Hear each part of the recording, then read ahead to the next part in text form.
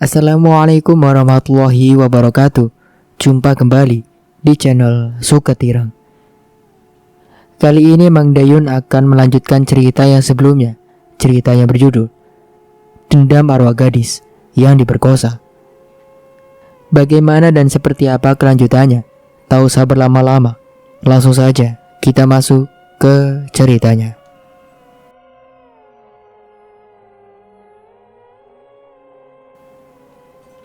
Maafkan aku Reta, maafkan aku, ucap Juna yang langsung mendapat pandangan serius dari Panji dan Isma. Mereka saling melirik untuk memastikan bahwa mereka tidak salah dengar dengan apa yang diucapkan Juna. Hei Juna, apa maksudnya ucapanmu itu? Tanya Panji. Namun hanya itu yang keluar dari mulut Juna.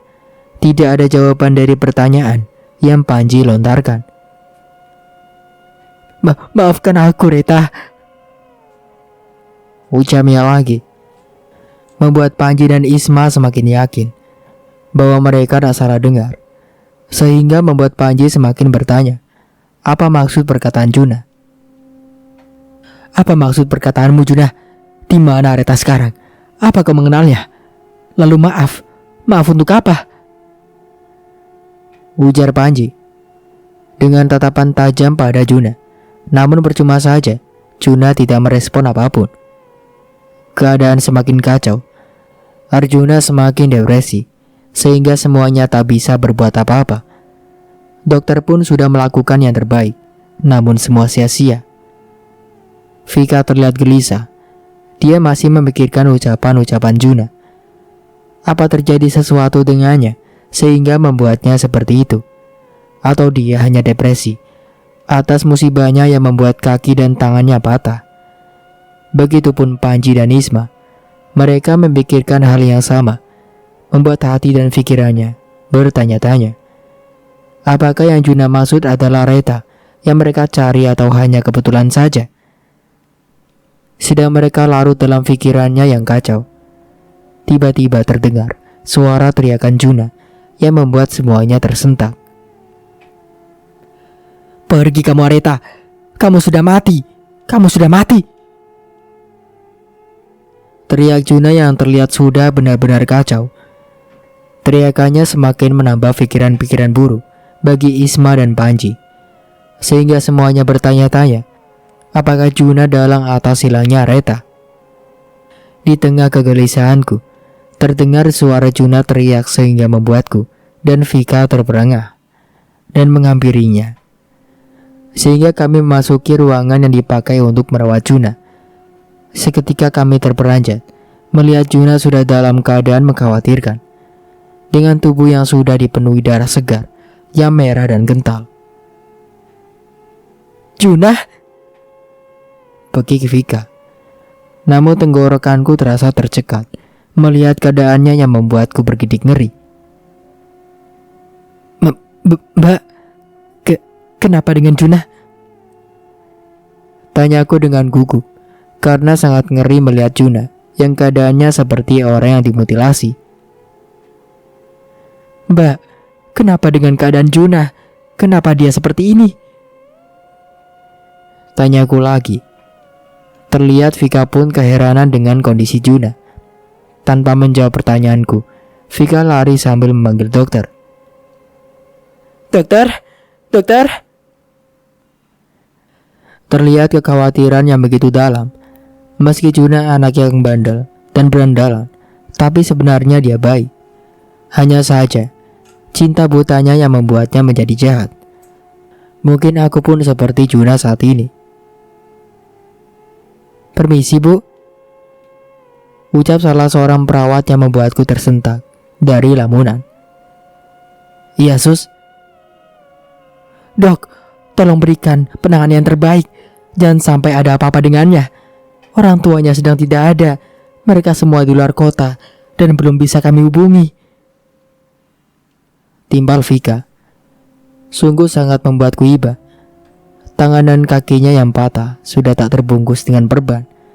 Terlihat tulang dan dagingnya yang memerah serta bercampur darah kental. Bau amis menguar di seluruh ruangan. Namun Juna sedikit pun tak bereaksi.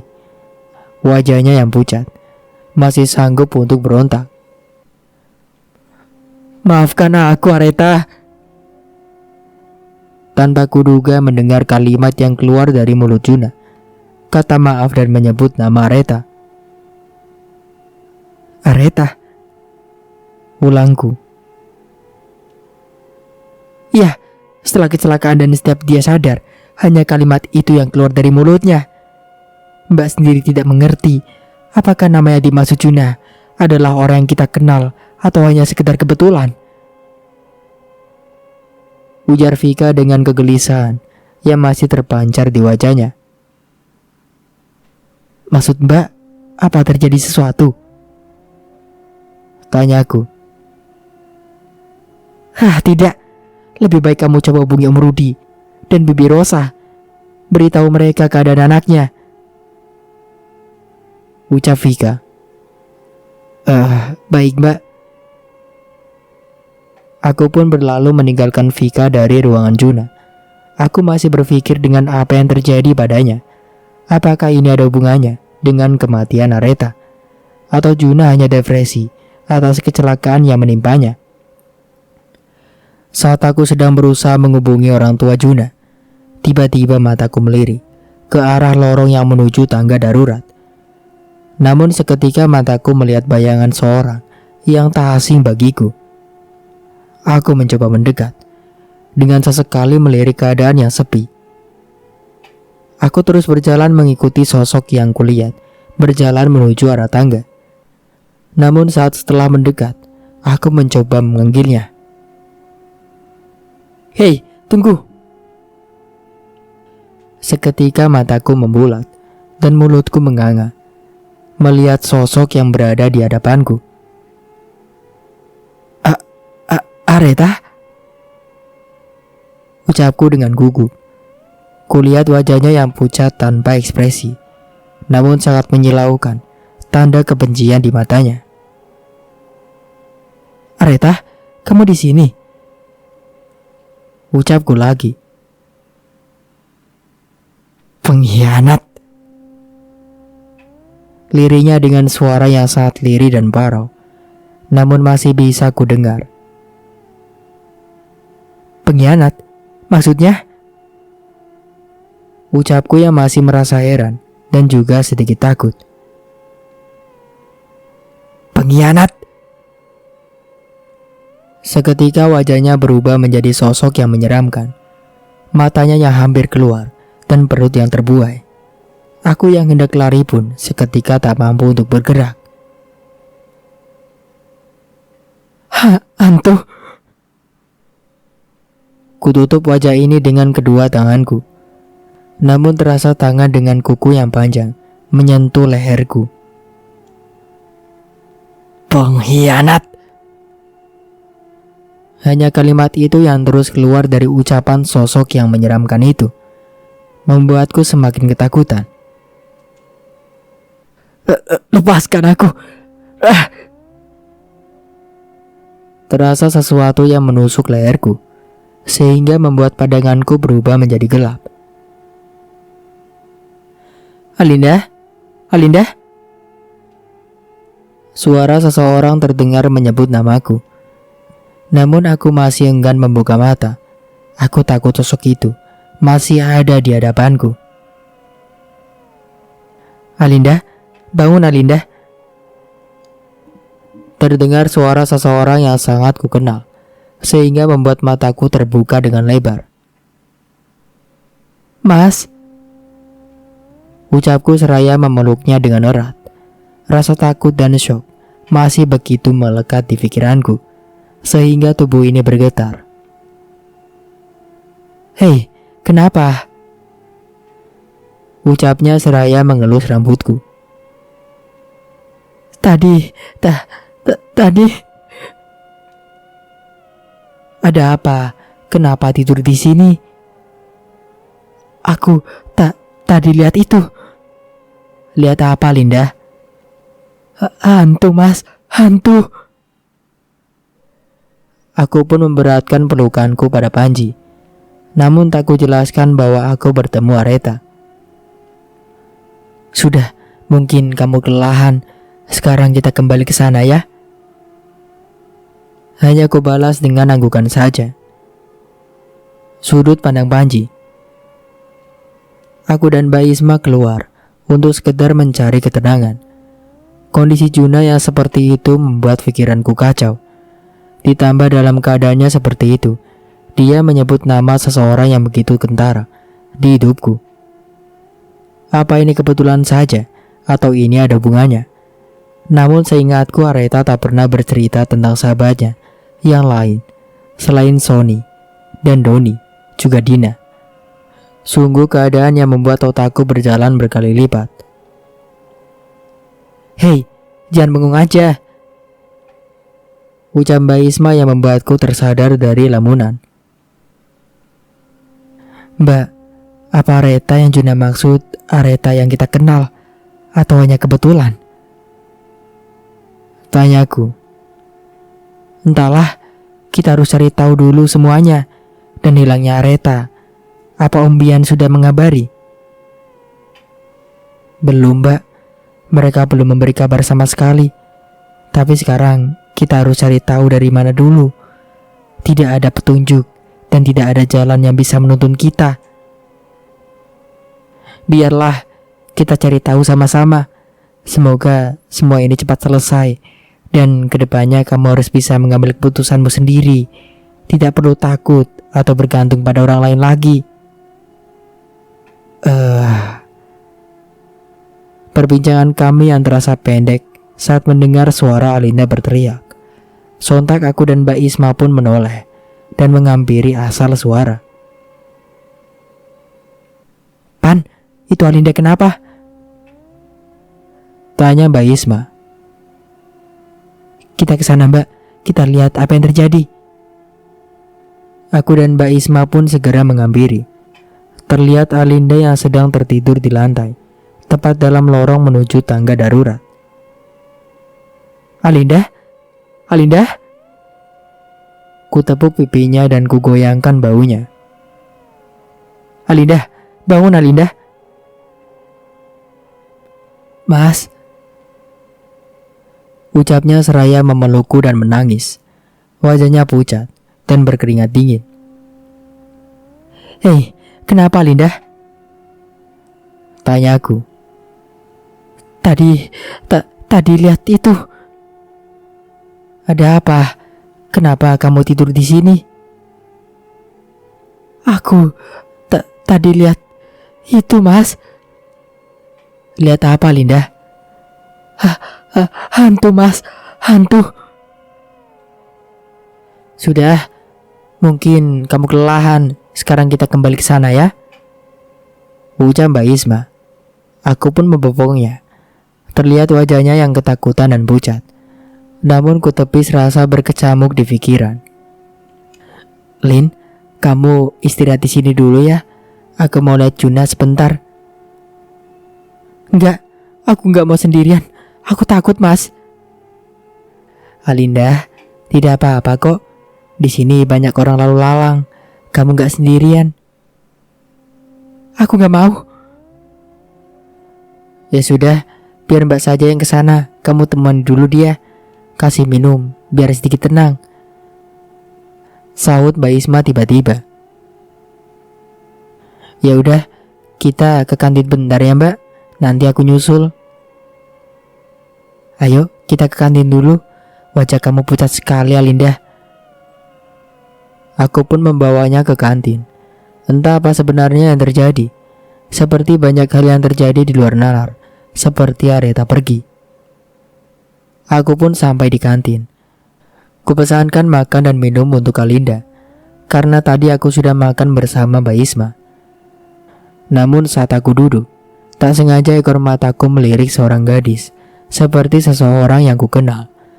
Dari rambut dan tubuhnya seperti Areta. Semakin teriakan Juna menggema, semakin jelas nama yang disebutnya. Sehingga Vika pun memandang Juna dengan lekat. Areta sudah mati, ucap Vika terbata. Apa maksud kamu, Juna? Apa sebenarnya yang telah terjadi? Timbalnya lagi. Namun Juna sama sekali tak hirau. Isma mencoba menenangkannya, sehingga Juna pun akhirnya bisa tenang. Mungkin tak ada satupun ucapan Vika dan Panji yang dijawabnya. Suasana hening. Mereka larut dalam pikirannya masing-masing. Begitupun Panji. Suasana hatinya mendadak gundah setelah nama orang yang dicintainya telah disebut oleh Juna. Bahkan meski itu, belum tentu nama kekasihnya. Sudut pandang Alinda. Hari ini aku harusnya menuju ke prewedding untuk melihat-lihat gaun pengantin. Meskipun pernikahan kami belum ditentukan tanggalnya, tapi kata mama, persiapan itu harus segera dari jauh-jauh hari sebelumnya. Namun karena Panji ada urusan dengan Juna dan Vika, maka tidak jadi untuk pergi. Namun esoknya, aku berusaha terus menghubunginya. Pesan sudah aku kirim. Sama sekali tidak ada balasan dan respon dari Panji. Bahkan aku hubungi pun tidak diangkatnya sama sekali. Tidak ada balasan pesan atau sekedar mengabariku. Akhirnya aku mencoba bertanya pada kakaknya Vika, apakah Panji sesibuk itu sehingga tak bisa mengabariku. Dan pesan pun tak ada yang terbalas. Halo Mbak, apa Panji ada di rumah? Sapaku saat sambungan telepon terhubung. Tidak ada, Lin. Sepertinya dari pagi Panji dan Isma sudah keluar. Jawabnya di seberang sana. Loh, kemana Mbak? Aku telepon tidak diangkat. Pesan pun tak ada balasan. Ucapku mengadu. Mungkin sedang sibuk, Lin. Biar nanti kalau Panji pulang, Mbak suruh hubungi kamu ya. Baik Mbak, tolong kabari ya Mbak kalau Panji udah pulang. Iya, ya sudah, Mbak lanjut mau berangkat kerja dulu. Iya Mbak, makasih. Sambungan telepon pun terputus, membuatku bertanya-tanya kemana perginya Panji dan Isma. Siang sudah berlalu berganti dengan sore. Panji sama sekali belum memberi kabar, membuat perasaanku semakin kacau. Namun untuk berpikiran tak baik pun aku tak bisa. Apalagi memikirkannya bertemu Areta. Itu sungguh tak mungkin. Karena menurut Juna Areta sudah gak ada. Namun seperti sedang ada sesuatu yang Panji sembunyikan. Aku ingat saat malam pertunangan kami. Dia seakan menutupi sesuatu. Sayang, aku pamit sebentar ya. Ada keperluan. Ucap Panji saat itu. Baiklah, jangan lama-lama ya sayang. Jawabku. Hampir 1 jam Panji tak kunjung kembali, membuatku bangkit dan hendak mencarinya. Kulihat dia sedang di samping kolam, dan seperti sedang menghubungi seseorang. Mas? Panggilku. Iya sayang, kenapa? Jawabnya gugup. Kamu kenapa? Aku lagi hubungin temen. Iya, temen. Tadinya mau memberitahu soal pertunangan kita, tapi malah gak bisa dihubungi. Ucapnya terasa gugup seperti maling yang ketahuan. Oh, ya udah Mas, ayo. Para tamu sudah pada mau pulang. Masa kamu gak ada? Iya, ayo. Kami pun kembali masuk. Dengan ku gandeng tangan pria bertubuh tegap itu. Alinda? Suara mama membuyarkan lamunanku, membuatku harus segera beranjak menemuinya. Iya mah, kenapa? Mama keluar sebentar. Apa kamu mau ikut? Apa kamu ada acara sama Panji? Ujar mama yang menggodaku. Enggak deh mah, Alin di rumah aja. Acara apaan? Panji aja gak ada ngabarin aku. Seharian ini aku hubungi juga tidak ada respon mah. Ucapku sembari mengercutkan bibir. Mungkin Panji sibuk, Kan dia sedang ada bisnis baru. Kamu harus belajar mengerti dia ya. Jangan terlalu posesif. Iya, Ma. Ya sudah, Mama pergi dulu ya. Hati-hati di rumah. Akhirnya aku pun kembali ke dalam dan menjatuhkan bobot tubuhku di sofa. Hingga menjelang maghrib, belum sama sekali ada kabar. Bahkan sampai malam pun, masih belum memberi kabar atau membalas pesan yang dikirim olehku. Namun, tepat pukul 10 malam, teleponku berdering. Kupikir Panji, namun malah nomor yang tak ku kenal. Sama sekali tak ada niatan untuk mengangkat telepon itu. Hingga beberapa kali, akhirnya nomor itu tak menghubungiku lagi. Hingga pagi tiba, kulirik benda pipiku, namun masih saja tak ada balasan dari Panji. Adapun panggilan terlewat itu dari nomor yang tak dikenal. Namun pagi sekitar pukul 9 pagi, rupanya Vika memberikan sebuah pesan, memberikan kabar bahwa mereka berada di rumah sakit karena Juna kecelakaan. Aku pun akhirnya bangkit dan segera bersiap untuk segera pergi ke rumah sakit, di mana Vika memberitahu alamatnya. Jalanan sedikit macet karena masih jam berangkat kerja. Meski sudah pukul 9 pagi, tapi kota Jakarta sangatlah ramai, sehingga membuatku sedikit lama di perjalanan. Sesampainya aku di rumah sakit, segera aku tanya ruangan di mana Juna dirawat.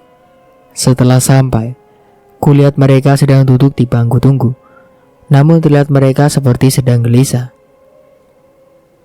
Mas, Mbak, sapaku. Gimana keadaan Juna? Apa dia baik-baik saja? Sambungku. Keadaan Panji sangat memprihatinkan. Kecelakaan semalam membuatnya terguncang karena kaki dan tangannya patah, ujar Vika dengan tatapan sendu. Patah? Lalu sekarang dia bagaimana? Apa bisa aku melihatnya? Tidak, kamu tidak boleh masuk. Biarkan Juna istirahat dulu, timpal Isma. Oh, baiklah.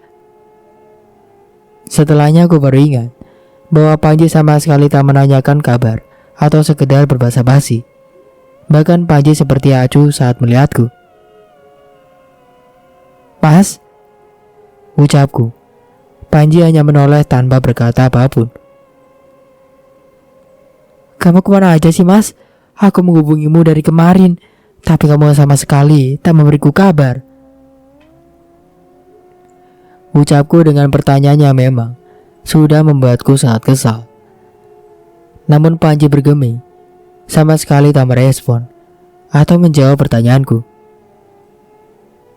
Jawab, Mas.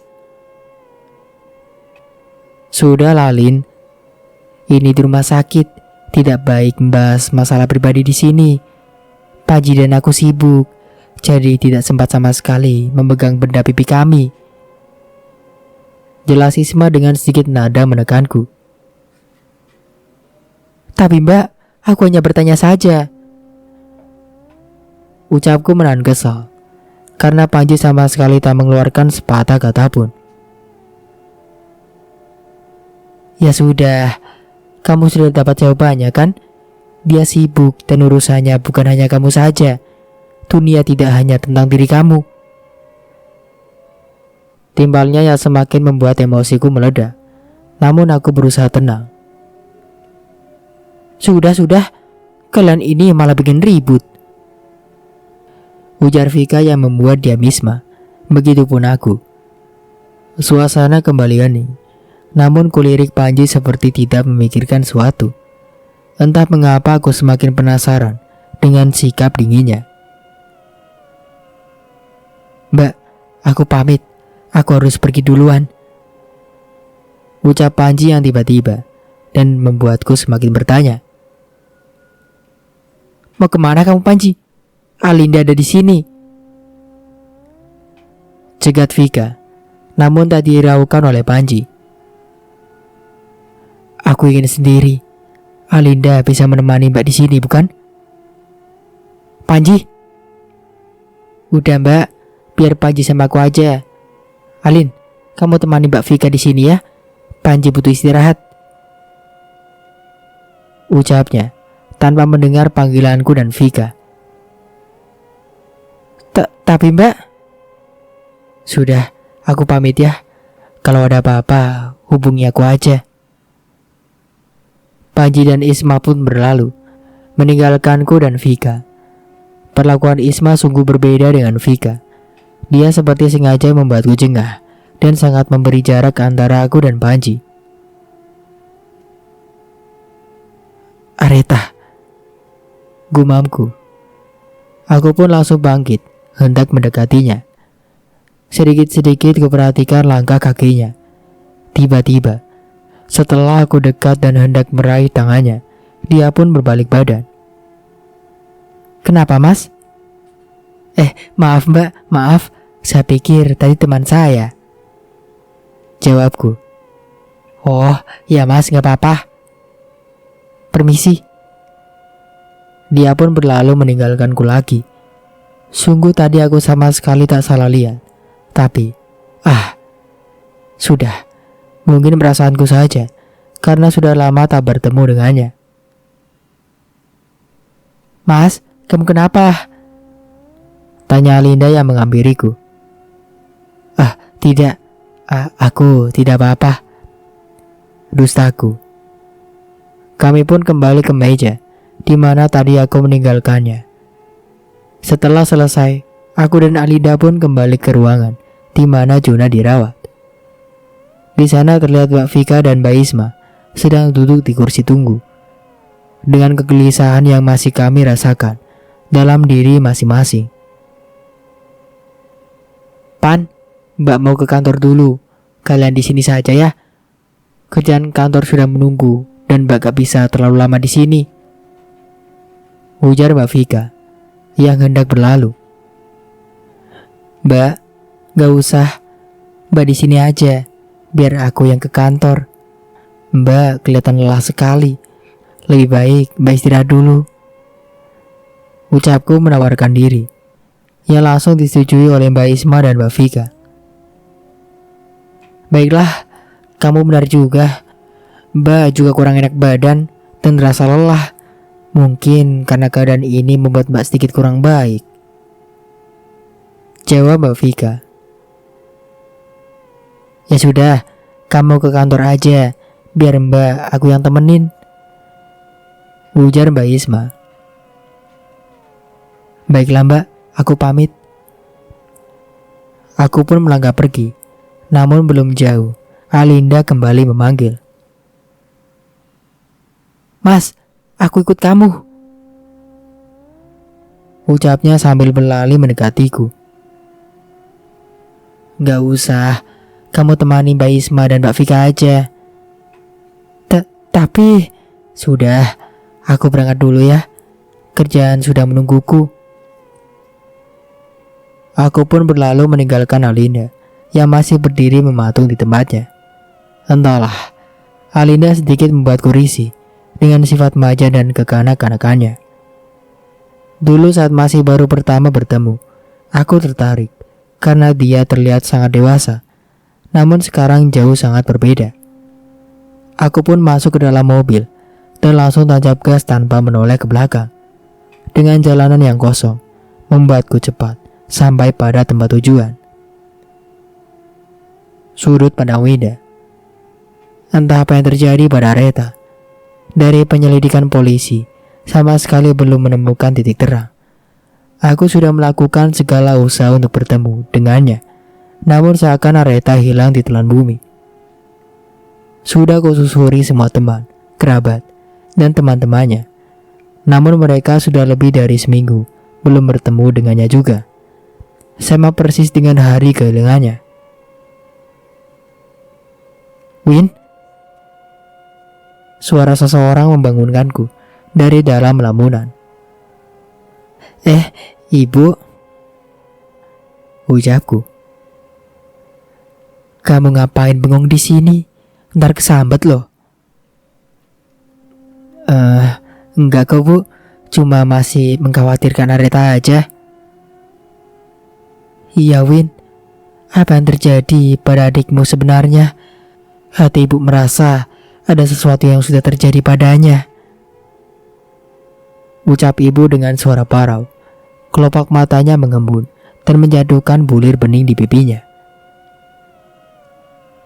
Ibu sabar ya, kita akan segera mengungkap kasus Aretha. Semoga polisi secepatnya menemukan Aretha ya bu. Ucapku berusaha menenangkan wanita yang sudah melahirkanku itu. Win, apa kamu tidak pernah merasa ada yang janggal? Ucap ibu tiba-tiba. Janggal? Maksudnya? Sejak hilangnya Aretha, ibu sering mimpi bertemu dia, dan bahkan Aretha meminta tolong pada ibu. Namun ibu tidak mengerti apa itu hanya bunga tidur, apa suatu pertanda. Ujar ibu menjelaskan. Iya bu, ibu masih ingat kan saat malam pertama Aretha pergi? Ibu bilang aku ngobrol sendirian, padahal kenyataannya pada saat itu Winda melihat Aretha. Tapi Win, tidak terjadi apa-apa kan sama Aretha? Ibu sangat mengkhawatirkannya, Win. Ucap ibu yang sesenggukan dalam pelukku. Aku sendiri bingung hendak berkata apa, karena ini baru kali pertama kami mengalami hal di luar nalar, sehingga membuat keadaan ibu lemah. Sejak hilangnya Aretha, ibu terlalu memikirkannya, sehingga kondisinya berubah. Dulu ibu sangat ceria dan selalu tersenyum, tapi sekarang dia seringkali menangis, hanya teringat hatiku. Hari kian berlalu, waktu terus berjalan. Ku datangi kantor polisi untuk menanyakan hasil pencarian adikku. Namun kabar yang sangat mengagetkan membuatku tak bisa berkata apa-apa. Mohon maaf Bu Winda, sepertinya ini kasus berencana dan bukan kami bermaksud menyinggung, karena kami menemukan sebuah jasad di hutan terlarang dan ciri-cirinya yang sama persis seperti yang ibu katakan. Ujar Pak Polisi dengan menyerahkan semua identitas dan kartu kepemilikan, juga dompet yang sering dibawa Aretha. Lalu, apa maksud Bapak adik saya sudah meninggal? Tanyaku dengan sedikit rasa yang tak bisa kugambarkan. Mungkin saja lebih baik Mbak lihat sekarang kondisi jenazahnya. Baik Pak, aku ingin melihat dan menyaksikannya sendiri. Aku pun dibawa ke sebuah rumah sakit di mana tempat jasad yang ditemukan polisi. Aku harus melihat benar atau tidak bahwa jasad yang ditemukan adalah Aretha. Setelah sampai, aku pun mengikuti langkah polisi yang membawaku ke ruang mayat. Di sana terlihat beberapa mayat yang menunggu sang keluarga menjemputnya. Namun mataku seketika terbelalak melihat satu jasad wanita yang masih utuh. Hanya seluruh tubuhnya dipenuhi luka dan memar. Terlihat wajahnya yang tertutup rambut. Ku coba mendekati dan hendak melihatnya. Seketika mataku membeliak sempurna tatkala melihat wajah yang tertutup rambut. Ku buka dengan perlahan. Aretha! Seketika nafasku tersengal, tubuhku ambruk ke lantai. Polisi membantuku untuk tetap kuat berdiri. Sabar Bu, sepertinya Bu Aretha mengalami penyiksaan, pemerkosaan, dan setelahnya korban dibunuh lalu dilempar ke jurang, di mana tempatnya berada di hutan terlarang. Hutan itu sama sekali jarang terjamah manusia. Terang polisi yang seketika membuat tubuh dan ragaku seakan terlepas. Namun, yang membuat kami heran, korban ini masih utuh dan belum sama sekali membusuk. Padahal perkiraan kami, korban telah meninggal lebih dari seminggu ini. Polisi menerangkan kejanggalan yang mereka sendiri tak dapat memahami. Ya, jasad Aretha masih utuh, sama sekali tidak tercium bau busuk atau sebagainya.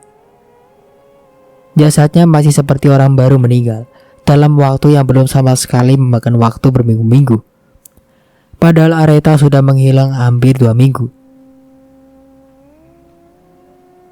Win, suara seorang membuatku terhenyak. Aku tahu ibu telah datang. Aku tak tahu bagaimana keadaan ibu setelah mengetahui Areta telah meninggal.